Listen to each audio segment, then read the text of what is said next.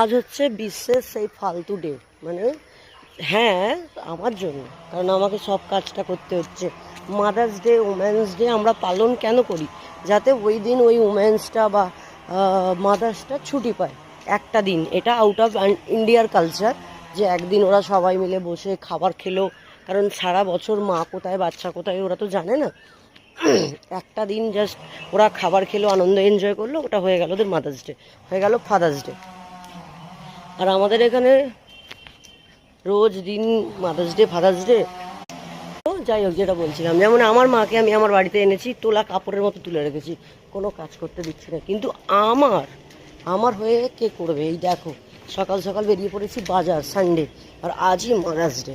So কী পালন হচ্ছে mother's day আমি তো বুঝতেই পারছি না।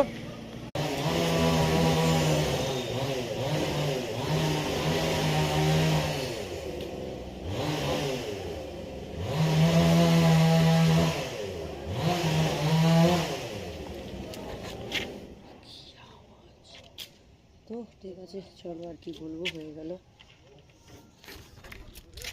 তাহলে, টাটা।